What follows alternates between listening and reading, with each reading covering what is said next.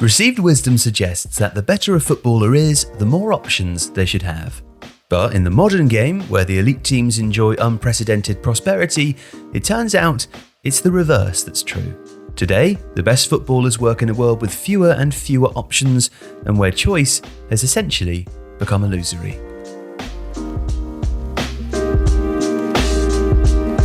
According to supply and demand, this is how football should work. When the very best footballers decide to leave their clubs, they should have options in different countries from different teams.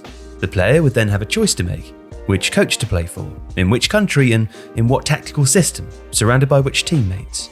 World-class players are the scarce resource, and yet increasingly, football's marketplace, with its inflated economics and financial disparities, doesn't treat them as such.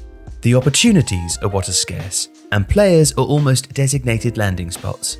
To illustrate how this has changed, consider an example from the summer of 1996, when Alan Shearer left Blackburn Rovers and joined Newcastle for what was then a world record transfer fee of £15 million.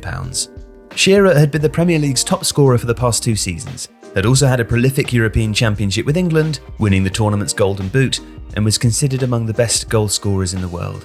He joined Newcastle, his hometown club, but also attracted interest that summer from Inter Milan, Barcelona and Manchester United. 4 different teams in 3 different countries, all representative of different sorts of challenges and different styles of play. 27 years later, Harry Kane provided an interesting example in the summer of 2023 of how the space at Football Summit has contracted. Arguably the world's premier goalscorer, Kane was determined to leave Tottenham, and yet he had surprisingly few options. Only one, really, and it was less than ideal.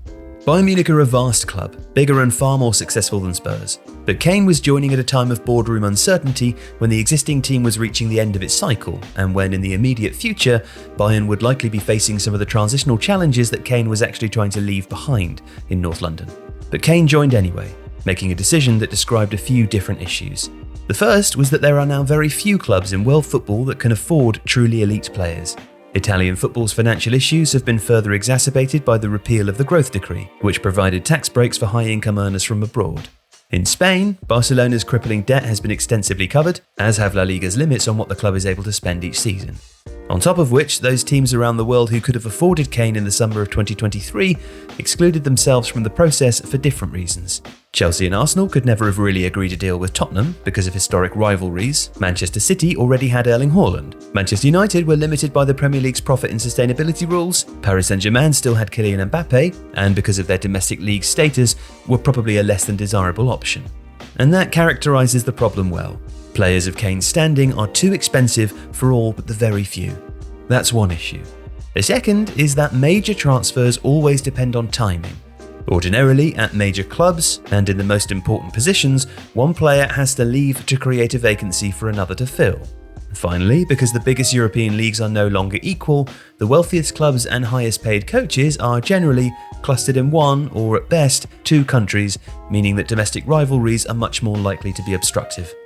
The cumulative impact, with each of those factors considered, is that elite players moving have a narrow number of options and have to accept certain compromises if they wish to move. Ironically, the more talented and expensive the player, the bigger that problem seems to get. Harry Kane is just one example. He will likely not immediately win the trophies he'd hoped for at Bayern, despite playing very well. He's also suffered criticism for his playing style, really as a result of his team's poor overall form and its flaws. But European football has become littered with examples of outstanding or enormously talented players apparently having less choice about the steps taken in their career than they would have done in a different era. Romelu Lukaku moving to Chelsea from Inter Milan in 2021, Christopher Nkunku joining Chelsea from RB Leipzig in 2023, Jadon Sancho leaving Borussia Dortmund for Manchester United in 2021, Cristiano Ronaldo departing Old Trafford, being unable to find a suitable club in Europe and choosing to move to Saudi Arabia instead. Neymar, Matheus Nunes, Mason Mount, all of those transfers were different. Financially, for the players involved, they were each beneficial. Nevertheless, none of them represented an optimal scenario. In fact, for each transfer that truly is a perfect marriage, Jude Bellingham to Real Madrid for instance, where he was given an ideal role and surrounded by similarly aged teammates who complemented his abilities, there are many more which are obviously not. And that's either because of a lack of playing time, a tactical unsuitability, a loss of prestige or limelight, or simply because a player joined a club at an inconvenient time. The fewer destination clubs there are, the greater the risk that a player's career and a club's need do not align. And that could even be true for Kylian Mbappe. When he moves to Real Madrid, it will be the kind of stage his talent demands.